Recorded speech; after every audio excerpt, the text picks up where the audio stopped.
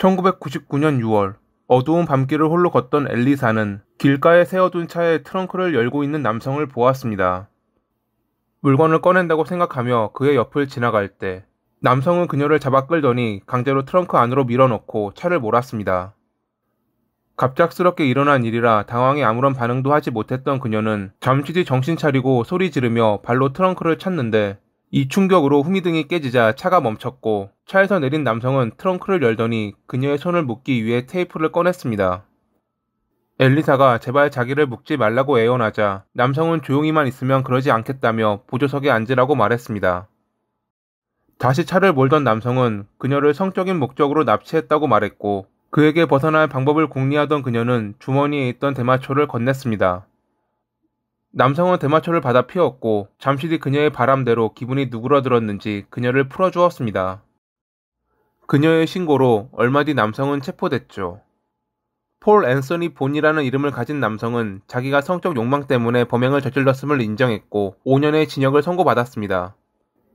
안 좋은 일을 겪긴 했지만 미수로 그쳤고 범인은 체포됐으니 그나마 잘 마무리된 듯 보였습니다. 하지만 교도소 측의 반대에도 불구하고 3년 뒤 가석방위원회가 그를 풀어주었고 그로부터 2년 뒤 그는 살인을 저지르며 나쁜 사람이 되었습니다.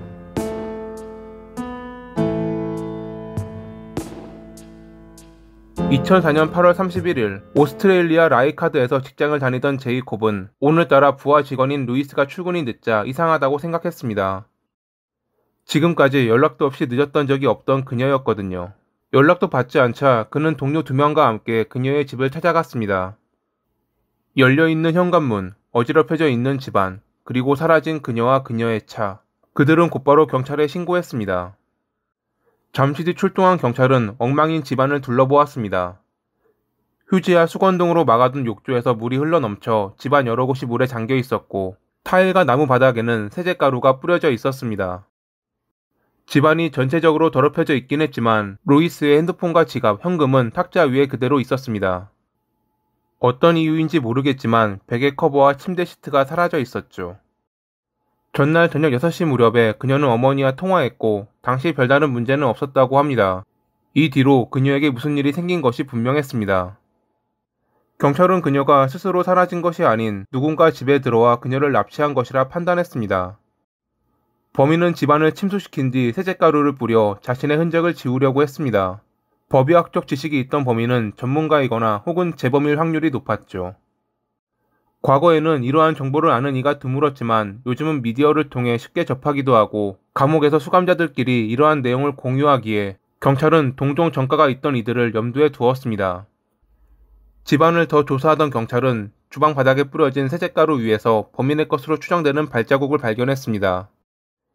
이것이 범인이 남긴 유일한 단서였죠. 집안 어디에서도 범인의 지문이나 혈흔 같은 것은 발견되지 않았습니다. 조사가 시작되고 1시간 뒤 경찰은 루이스의 집으로부터 약 1km 떨어진 공장 뒤편에서 그녀의 차를 발견했습니다. 차 내부는 건초와 수건 등으로 채워져 있었는데 수건 윗부분과 운전대 주변에는 그을음이 있었습니다. 범인은 차에 불을 질러 증거를 없애려고 한 듯 보였죠. 하지만 불을 붙이고 바로 문을 닫는 바람에 얼마 뒤 산소가 차단돼 불이 꺼졌고 그것도 모르고 범인은 그대로 도주해 차가 그대로 남아있었던 것입니다. 차 안에선 집에서 발견됐던 신발 자국과 일치하는 남성용 육상화가 발견됐습니다. 이 차를 몰았던 이가 그녀를 데려간 범인임이 확실해졌죠.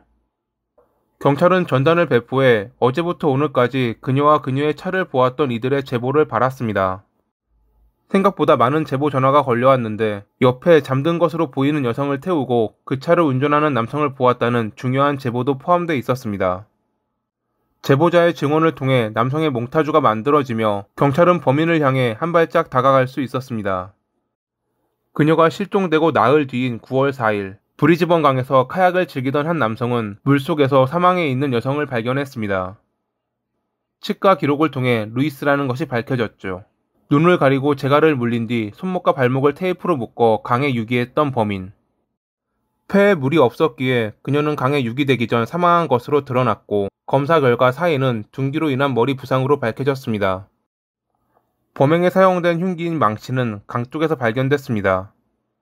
근데 그 망치의 주인이 루이스라는 것이 밝혀지자 경찰은 범인이 그녀와 아는 사이일 것이라 생각했습니다. 범인이 그녀의 집에 방문해 안으로 들어갔고 그녀가 방심한 틈을 타 공구함에 있던 망치로 뒤에서 공격한 것이라고 말이죠. 루이스와 안면이 있고 전과가 있으며 몽타주와 닮은 남성을 찾던 경찰은 그녀의 이웃인 폴을 주시했습니다. 아내와 4명의 자식과 함께 살았던 그는 성범죄 미수로 복역하다 2년 전 가석방된 남성이었습니다. 자기를 의심하는 경찰에게 그는 자기가 절대 범인이 아니라고 주장했습니다. 그녀가 사라진 날 밤 매우 아파 병원에서 치료받았고 그대로 집으로 돌아와 영화를 봤다는 그는 동네에서 불량했던 A라는 남성이 평소 망치 같은 흉기를 들고 다녔다며 그가 의심스럽다고 주장했습니다.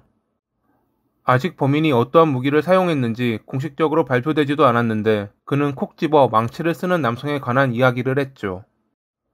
경찰은 그를 의심했지만 아직은 물적 증거가 존재하지 않았습니다. 그러던 중 감식반이 그녀를 묶었던 테이프에서 지문을 발견합니다. 처음에는 발견되지 않았지만 그들은 포기하지 않았고 테이프의 끈적거리는 면과 반들거리는 면 사이에서 끝내 지문을 발견한 것입니다. 확인 결과 그 지문은 폴의 것과 일치했습니다. 일단 형사는 증거를 숨기고 그를 다시 불러 신문했습니다. 그는 그날 아파서 병원에 갔다는 주장을 고수했죠.